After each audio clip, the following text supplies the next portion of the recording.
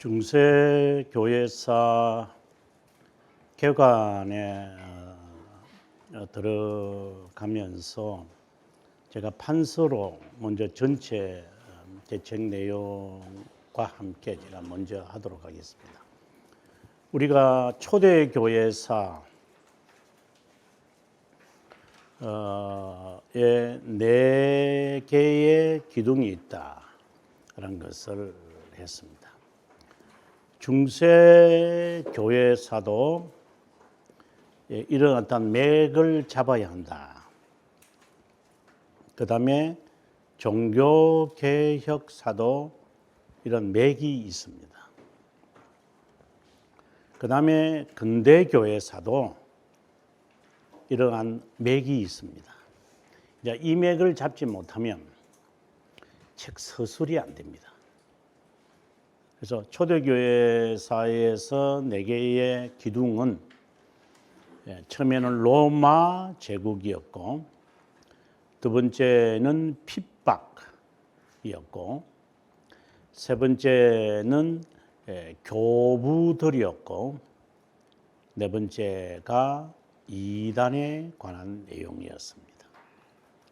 그러면 중세교회사를 저는 어떻게 맥을 잡느냐? 핵심적인 것을 먼저 보았습니다. 교황제도다라는 것이 핵심적인 한 단어로 딱 한마디. 그러면 교황제도의 발단, 성장, 절정, 쇠퇴, 몰락 이렇게 이제 흐름이 나옵니다. 그래서 교황제도의 이 흐르는 맥을 잡으면 된다라는 이걸 잊어버리지 말아야 됩니다. 그 다음 교황제도를 뒷받침하는 3개의 기둥이 있다는 것을 저는 제시합니다. 그 첫 번째가 수도원 운동입니다. 두 번째 기둥이 십자군 운동입니다. 십자군 운동. 그 다음에 세 번째 내용이 스콜라주의입니다. 저는 제가 쓴 이것이 교회사다라고 하는 어떻게 보면 교회사 요약인데요. 거기에서 수도원 운동은 왼팔이라고 그랬고, 십자군 운동을 우편, 오른팔이라고 했고, 스콜라주의는 철학이라고 했습니다. 그러니까 이론이죠. 그래서 이 제도를 뒷받침하는 것이 스콜라주의의 사상입니다. 이제 이 3개의 기둥이 교황제도와 함께 갑니다. 그러면 교황제도가 발달한다는 것은 이것들이 같이 발달한다고 보셔야 됩니다. 절정에 이르는 14세기 초, 13세기 말 중세시대의 절정인데, 그러면 이것들도 절정입니다. 예를 들어 수도원 운동에 있어서 도미니코와 프란체스코, 십자군 운동에는 4차, 스콜라주의에서는 보나벤투라의 스승 프란체스코, 그 다음에 도미니코의 제자 토마스 아퀴나스, 이렇게 이러한 그 절정이 있습니다. 그리고 난 다음에 수도원 운동은 쇠퇴의 길을 걷습니다. 그럼 십자군 운동도 점점 무너지기 시작을 합니다. 4차까지, 그리고 5차, 6차, 7차는 별 의미가 없이 사라지고 맙니다. 스콜라주의도 절정에 이르고 난다. 앞서 토마스 아퀴나스나 그 다음에 보나벤투라가 있고 난 다음부터는 이것이 아리스토텔레스의 철학으로 완전히 변해버립니다. 아리스토텔레스의 철학으로 시작했다가 아리스토텔레스의 철학으로 전락했다는 말이 무슨 말이냐 하면, 아리스토텔레스의 철학의 하나의 프로덕트, 그러니까 산출되어지는 것이 있습니다. 그게 과학의 발달입니다. 과학의 발달로 발전해 갑니다. 이렇게 이제는 스콜라주의가 이제는 종교성을 상실하고 철학으로 바뀌어져서 사회성을 띈다, 이렇게 보시면 됩니다. 과학성을 띈다는 말이 그 말입니다. 그래서 이제 이 흐름을 이제 계속해서 봐야 돼요.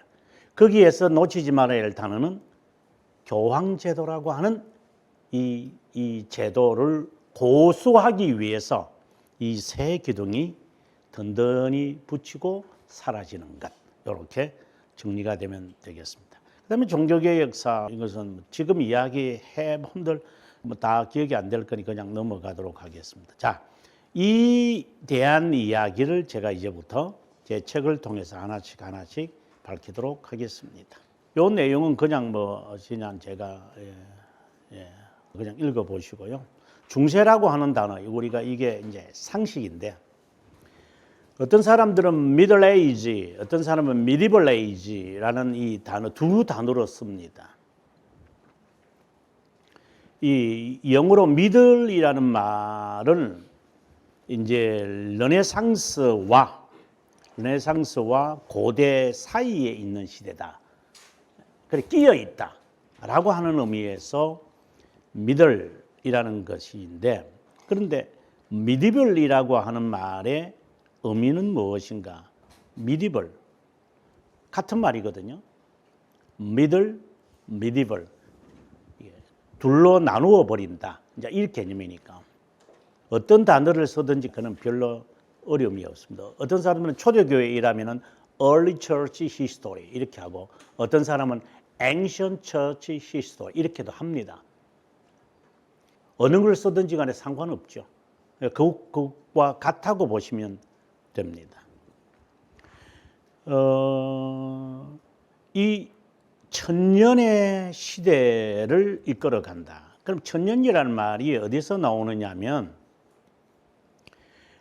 초대교회의 마지막 인물을 우리가 누구를 보느냐면 그레고리를 봅니다. 그레고리오 1세 590년에서 610년까지 활동을 한 그 로마 교황이 있습니다. 대그리고리다, 이렇게 보통 말을 하기도 합니다. 그래서 7세기 초되면 초대교회는 끝난다, 이렇게 봅니다. 그 다음부터 시작을 해서 1517년까지 갑니다. 거의 한 900년 정도 되는데 종교개혁이 일어난 거죠. 그래서 천년의 시대다, 이렇게 보통 말합니다. 어떤 일은 다크 에이지라고 그러고, 저희 프로테스탄트들의 표현이죠. 다크 에이지. 그러나 로만 가톨릭은 그렇게 하지 않습니다. 로만 가톨릭은 이 다크 에이지라는 말 자체를 그들은 싫어합니다. 그들은 age of faith, 믿음의 시대다, 이렇게 그들은 갖다 붙입니다.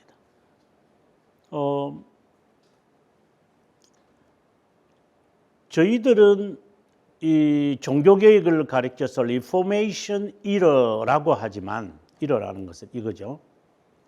로만 가톨릭은 종교개혁 시대를 뭐라고 명명하느냐 하면은, 그들은 로만 리포메이션, 성격이 다릅니다. 저희들은 카운터 리포메이션이라고 하고, 그들은 캐톨릭 리포메이션, 이렇게 갖다 붙입니다. 그러니까 이름을 갖다 붙이는 것은 자기들이 어떻게 역사를 보느냐의 차이점입니다. 자, 아무튼 어두운 시대다라고 말한다. 어두운 시대라고 하는 이 중세라는 이 말이 어떤 역사가가 이것을 시작했는가? 브루니라고 하는 사람이 피렌체인들의 역사라고 하는 책에서 시대를 고대, 여기 제일 밑에 줄에 보면 고대, 중세, 그리고 근대라고 했다.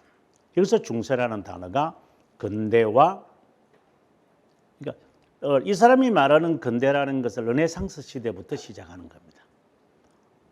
그 사이에 있는 ancient, modern age, 이제 근대 교회사를 modern age라 그러거든요. 또 일반 그 역사가들은 modern age라고 하지 않고 그 age of reason, 이성의 시대다, 뭐 이렇게 또 말을 해요. 그러니까 이름을 어떻게 붙이냐에 따라서 그 역사를 보는 관점이 이렇게 다르게 될 것입니다. 이건 하나의 상식적인 이야기고요. 방금 제가 판서에서 얘기했던 것처럼 교황제도가 있고 이렇게 세 가지의 기둥이 붙어 있다라는 것을 제가 지금 말하고 있습니다. 그 이야기는 그냥 넘어가도록 하겠습니다. 그 다음에 교황제도의 시작과 발전, 이걸 하나 제가 밝히고 있는데 이런 내용이다.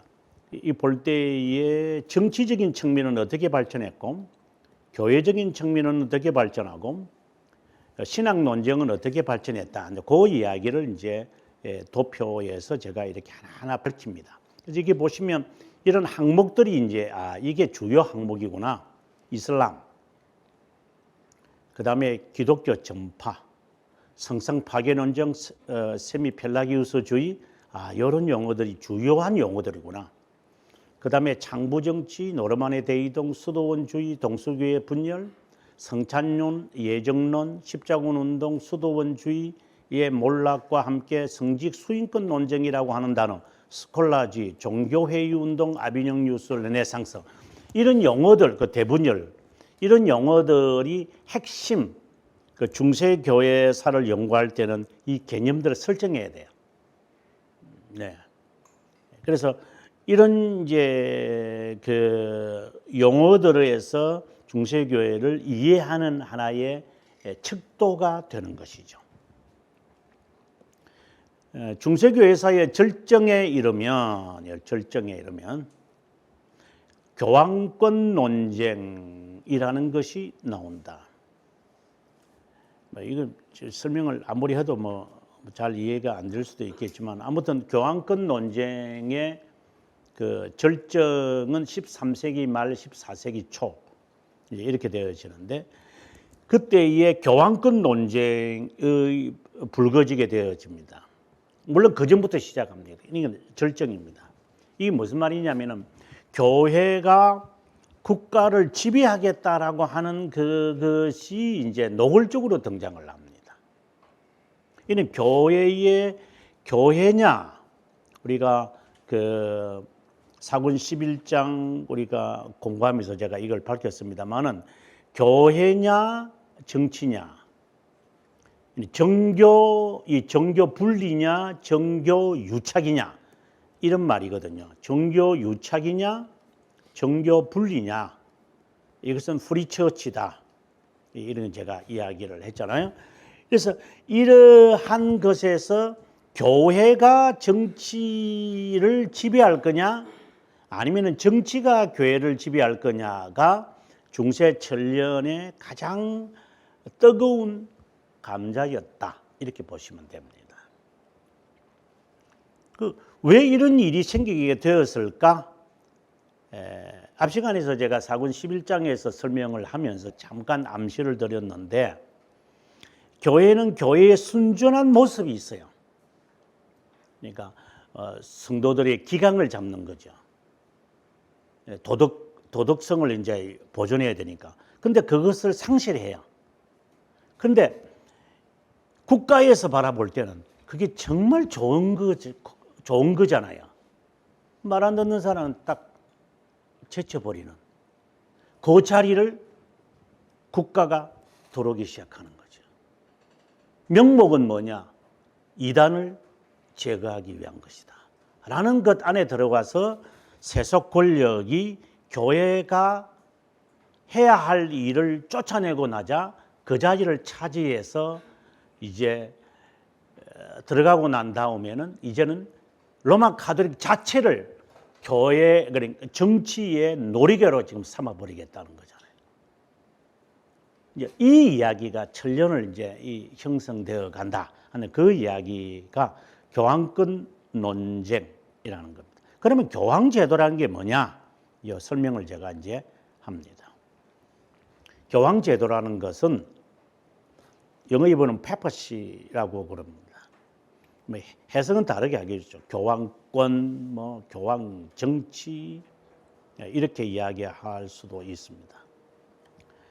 그리고 또 다른 말로는 페피스트라고도 합니다. 페피스트에게 페피스트라고 합니다. 교황 절대주의자들 또는 로마인들 뭐 여러 이름들이 있습니다. 이렇게 여러 이름들이 있는 이유가 저도 교회사를 배우면서 아니 그냥 페퍼시 하나만 있으면 되는데 뭐 페피스트가 있고 로만 캐톨릭 있고 로만 캐톨릭 시즘이 있고 뭐야 포업이 있고 아우 진짜 귀찮다. 이 말은 그만큼 이 로만 카톨릭이 복잡하다고 하는 것입니다. 정말 재밌습니다. 처음에는 배울 때는 귀찮고 재미없고 어이 머리가 아파 이러지만 배우면서 이렇게 보면 참 진짜 아이고 진짜 메스껍다 이런 부분들이 로만 카톨릭에서 볼 수 있습니다. 교황제도는 로마 감독이 사도 베드로의 계승자 아주 중요한 문구입니다. successor 이제 계승자라다. 계승자라고 하는 이 말이 아주 중요한. 그래서 우리가 그 기독교 강요 4권에서 5장 제가 이제 목록을 중요시하는 게 부패한 교회잖아요.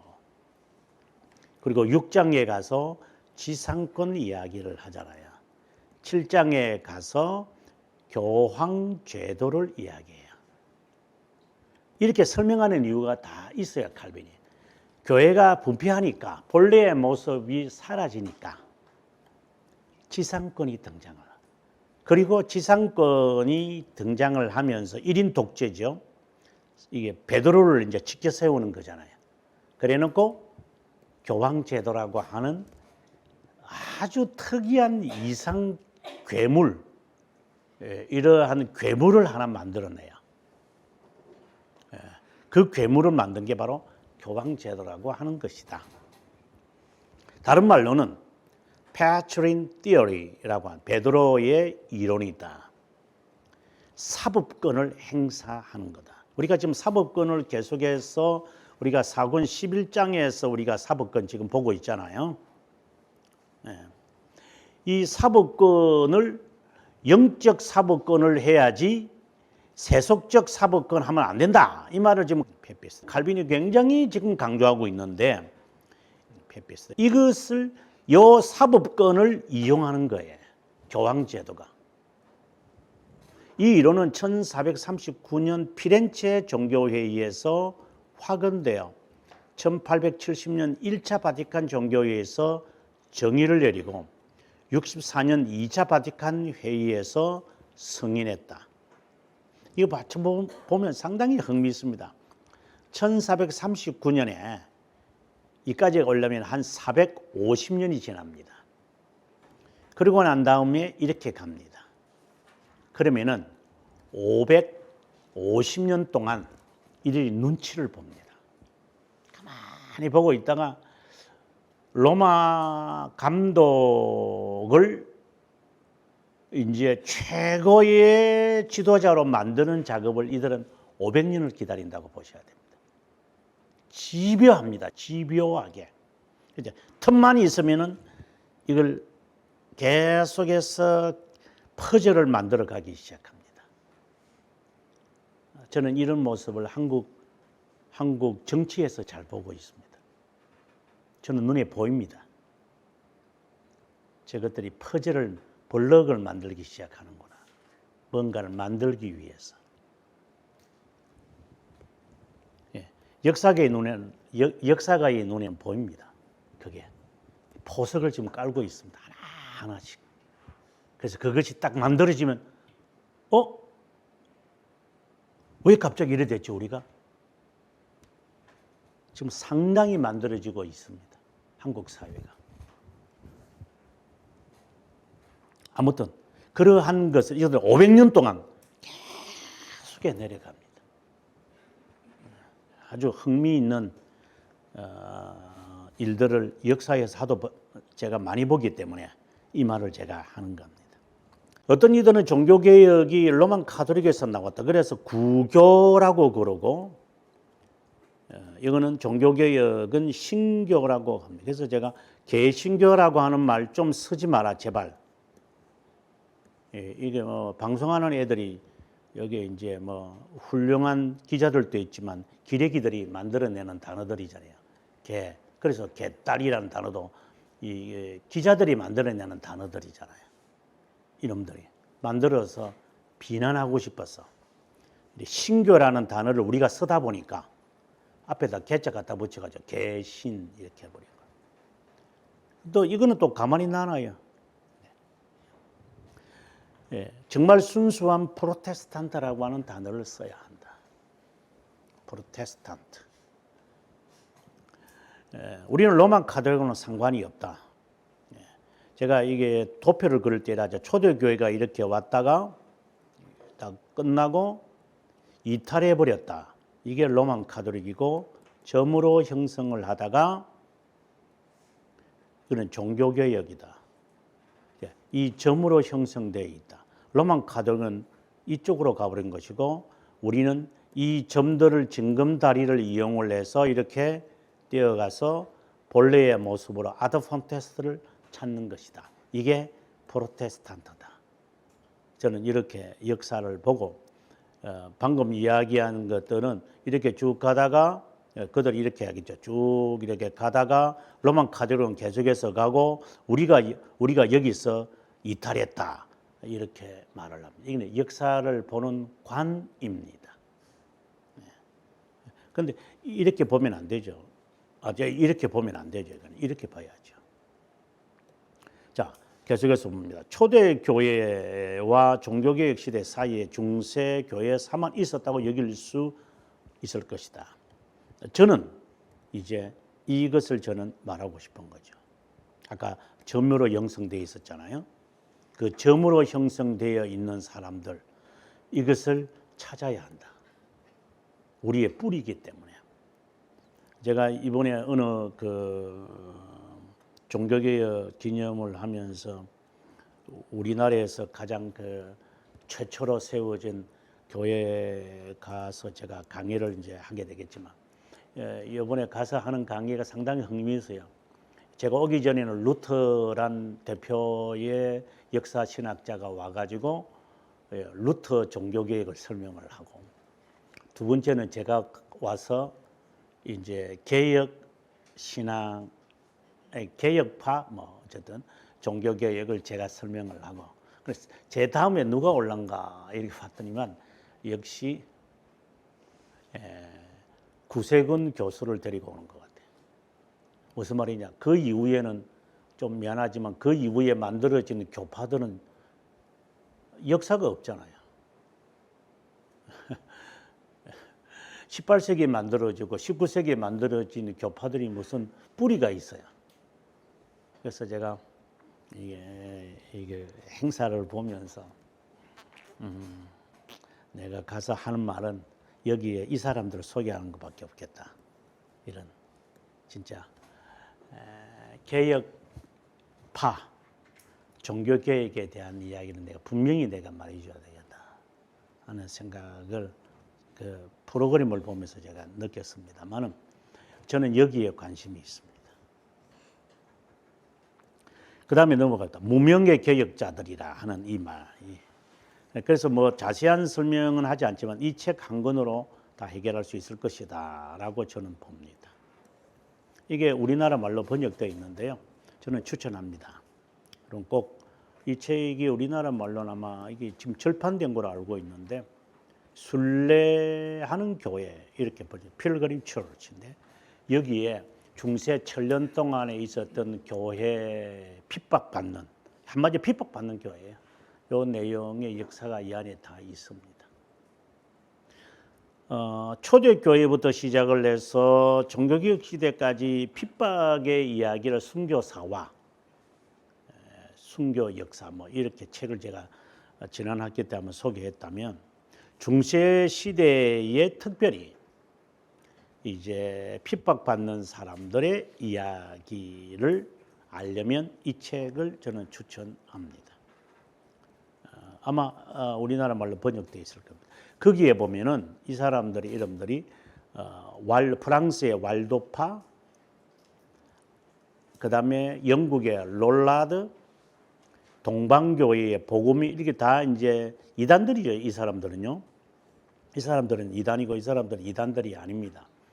그래서 로만 가톨릭의 주류의 비주류의 교회가 있었다는 사실을 알 수 있. 이 책이 뭐 다 맞다 이 말이 아니라 주류의 로만 가톨릭에 비해 비주류들이 있었다 이 말을 제가 하고 싶은 거예요. 저는 특별히 여기에 그 왈도파에 저는 관심이 많죠. 예를 들면 독일의 나치들이 유대인들을 600만 명, 뭐 유대인들만은 아니고 뭐 폴란드 사람, 프랑스의 집시들, 뭐 이런 사람들까지 다 합쳐가지고 한 600만을 죽였다 이를 하는데 나무 개짝처럼 시신들을 다루고 불태웠습니다. 이런 일들이 이 중세 시대에 있었습니다. 그래, 저는 로만 가톨릭은 이단이 아니라 사교다. 저는 그렇게 봅니다. 사교. 그 다음에 넘어가서 이제 종교개혁에 대한 도표를 이렇게 했는데, 이게 책을 옆으로 돌려서 봐야 되는데, 이게 이래가지고 여러분들 보고 이렇게 해야 되는데, 이거 설명은 안 하겠습니다. 여러분 그냥 보시고, 굉장히 복잡하거든요. 좀 배우고 난 다음에 이걸 봐야지, 야, 정말 낙에서 진짜 수고했다. 어떻게 이걸 이렇게 하나의 도표를 만들 수 있는 것을 했을까? 그때 가서 저를 존경할 때가 오죠. 지금은 이게 뭐만 이게 제가 봐도 참 제가 40대 때 이걸 써서 다행이지. 지금 저보고 쓰라면 저 안 합니다. 이게 제가 다 쓴 게 40대 중반에 제가 다 쓴 책들이거든요. 초대교부터 시작해서 이걸 다 썼기 때문에 내가 그때 새파랐을 때 했지. 이거 신물이 나기 시작할 때 했으면 제가 이거 하다가 아마 뇌진탕으로 주님 나라 벌써 갔을 것 같아요. 아무튼 이 도표를 나중에 한번 여러분 보시면 되고요. 무명의 개혁자들을 어떤 학생이 질문했다 이래서 제가 설명을 하는데 한마디로 이렇게 말합니다. 정체성이다. 우리가 과연 종교개혁자의 후손이냐? 저는 이 말을 정말 저는 종교개혁 시대가 되면 요 시기만 되면 저는 정말 말하고 싶은 것입니다. 너 현주소가 어디야? 제가 어제 강의도 하면서 그랬습니다. 신학생들 보고. 장로교회면서 오선주의를 따르면 장로라고 하는 이름 빼라. 예수교 장로에 하지 마라. 장로교가 뭔지도 모르면서 할 것 같으면 오입질 하지 말고 빼라. 신학생들한테 그렇게 강조를 했습니다. 쉽게 말하면 이런 겁니다. 장로교회라고 하는 말은 교회 정치 용어입니다. 이거는 정치입니다. 장로교 신앙이라는 단어도 없습니다. 장로교 신앙이라는 말도 없습니다. 그는 어디든지 없습니다. 대한민국만 오면 만들어집니다. 없습니다. 이거는 정치 용어이기 때문에 그렇습니다. 그러면 장로교 사람들이 추구하는 신앙이 뭐지요? 개혁신앙이죠. 그럼 개혁신앙 안 배우면서 교회에서 개혁신앙 안 배우는데 왜 장로교라 그래요? 계급장 떼라. 거짓말쟁이들. 그럼 개혁신앙이 뭐냐 이렇게 물어보면 칼빈주의거든요. 이게요. 이건 당연한 것입니다. 그러면 칼빈주의다. 칼빈이겠죠. 칼빈의 사상이라고 말합시다. 칼빈의 신앙이다. 이래도 되고. 어떤 칼빈 중심입니다. 여러 신학자들이 있겠지만 그때 스위스 종교개혁자 오클란 파디우스나 쩌빙걸리나 뭐 하이니시, 울리시, 뭐 쭈리 쩌빙걸리나 하이니시, 볼링거나 뭐 다양한 신화 붓저나 이런 훌륭하신 분들이 있지만 그래도 칼빈을 우리는 주로 본. 그러면 칼빈의 사상은 어디에 있나? 그러니까 어떤 학생이 이래요. 오대결인데요. 이러죠. 그래서 내가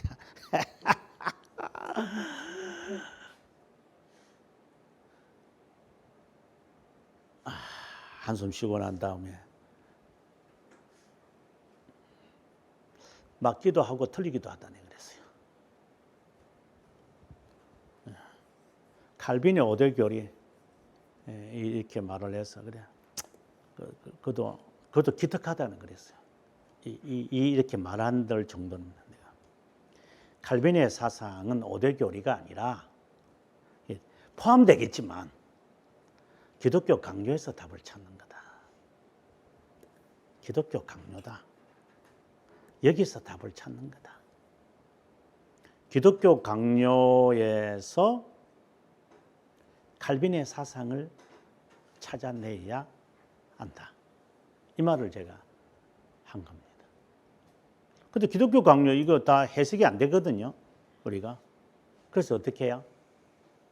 기독교 강요 다 안 되니까. 그래서 기독교 강요를 풀어 쓴 것이 교리들이잖아요. 쭉 교리들이거든요. 그러면 교회에서 교리 안 가르치는데 장로교회라 하면 안 되죠. 한옥집에 살면서 돈가스 먹는다. 뭐라겠어요?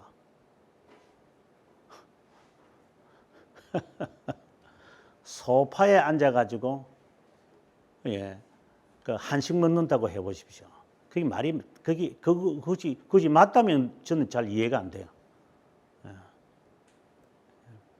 한옥집에서는 그냥 한식을 맛있게 먹고 소파에 앉아서는 소파와 이렇게 서양 음식들과 함께 먹는 게 그게 맞는 거죠. 가스고 있으면서 해가지고 스테이크 먹어보십시오. 참 멋있긴 멋있다. 이런 생각은 들지만 제가 볼 때는 안 어울리는 것 같아요. 자, 아무튼 정체성 관리다.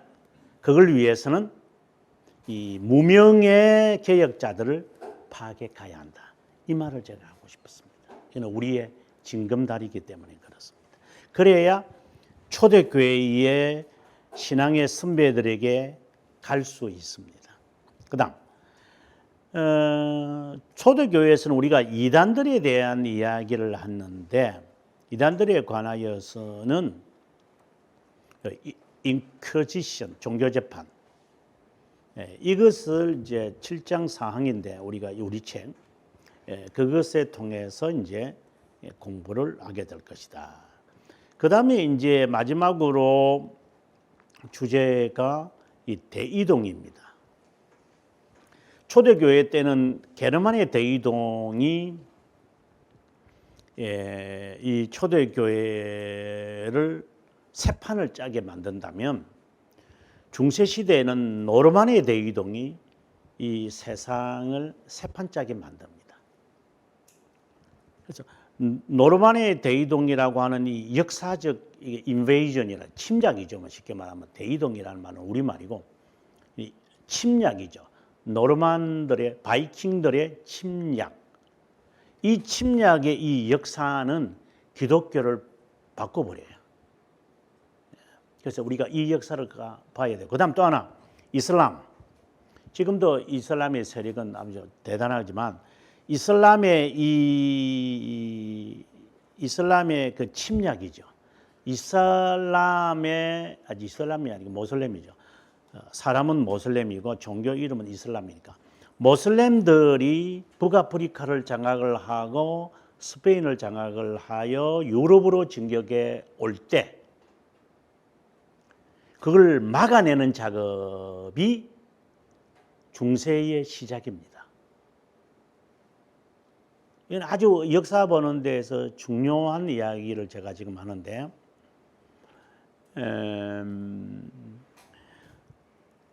아우구스티누스가 세상을 떠나고 난 다음 430년에 그분이 세상을 떠나면서 서로마 제국은 역사 속에서 그냥 거의 그냥 사라지는 거지. 이름만 있을 뿐이죠. 유명무실하죠. 그러다가 이제 8세기 말에 이제 신성로마 제국이 등장하면서 요 사이 한 200년 요 사이에 발생하는 게 뭐냐? 이슬람 종교입니다. 그러면 이들이 이제 움직입니다. 이들을 막아내는 작업을 누가 했느냐? 바로 프랑크 제국이 합니다. 그러면서 중세가 시작합니다. 이거는 역사를 볼 줄 아는 눈을 가져야 됩니다. 그 다음에 이슬람이 서쪽으로 가서 피렌체를 넘지 못하고 넘었지만 쫓겨나왔으니까 넘지 못하고 스페인에게 머물게 되어자 이들은 틈틈이 공격을 하다가 결국은 1453년에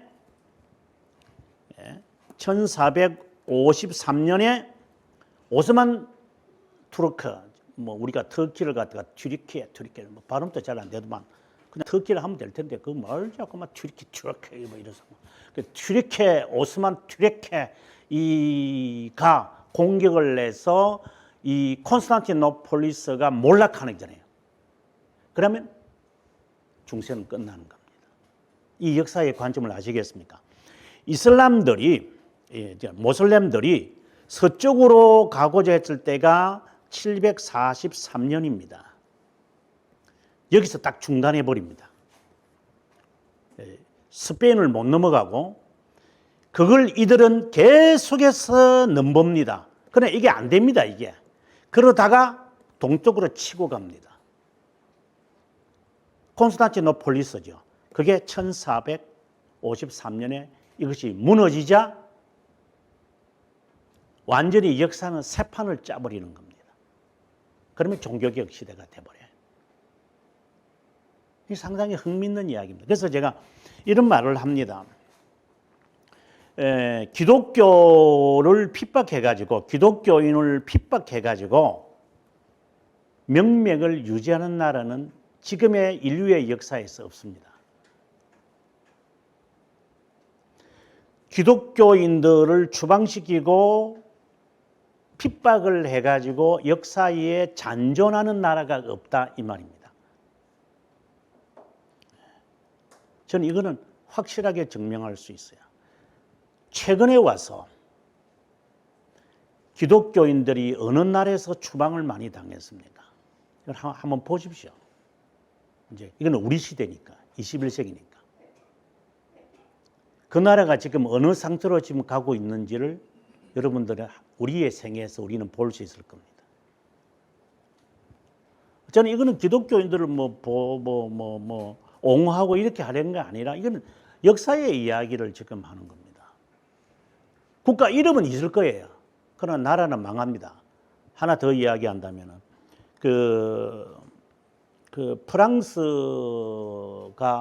프랑스에서 우리가 개혁 신앙이 이제 출발을 하는데 이제 1598년에 낭떠 칙령에 의해 가지고 종교의 자유를 얻어요. 그러고 난 다음에 1685년에 와 가지고 루이 14세가 이것을 철폐해 버립니다. 그게 퐁탱블루 칙령입니다. 그러다가 1707년에 와 가지고 이것을 다시금 여기 이때 낭떠 칙령을 다시 복귀합니다. 루이 16세입니다. 루이 14세가 왕이 되면서 개혁신앙인들을 국가에서 다 추방시킵니다. 한 200만 명이 그 나라에서 도망갑니다. 싹쓸이 해버립니다. 그들은 중상 계층의 사람들입니다. 왜?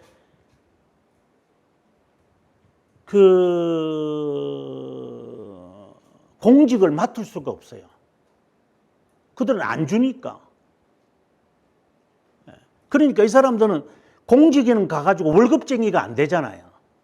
그럼 그들의 말에 그냥 들어가지고 그냥 짤랑짤랑 하면서 이제 해야 되는데 개혁신앙을 가진 사람들은 그렇게 못 하거든요. 그러니까 이제 중공, 그러니까 중상인들이 발전하기 시작해요. 성호금이나 장인들이 막 발전하는 거예요. 그런데 위그노라고 하는 개혁신앙들 다 추방시켜 버리니까 그럼 이 중상계층의 사람들이 확 빠져가지고 다 날아가 버리니까 200만 명이 프랑스의 경제는 몰락합니다. 그래서 급기야 루이 16세가 이걸 복귀시켜 버립니다. 안 돌아가죠. 그래서 쿠데타가 일어나서 7월 혁명, 2월 혁명에서 나폴레옹이 등장을 해서 프랑스의 전제 정치는 역사 속에 사라지고 지금도 왕이 없습니다. 나라 망했습니다.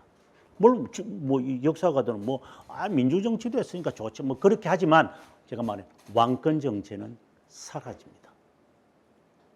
기독교인들을 핍박해서 추방시키면 나라 망합니다. 이거는 역사적 교훈입니다.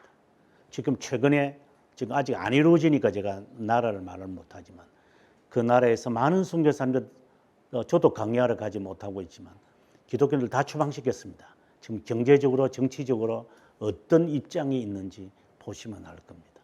나우제 추후에 어떻게 되는지 여러분 한번 보십시오. 자, 아무튼 이런 이슬람의 대이동 역사를 만들어냅니다. 노르만의 대이동 이런 것은 이야기를 나중에 하나하나 제가 역사를 보는 이제 관점이니까 제가 설명해 드리겠습니다.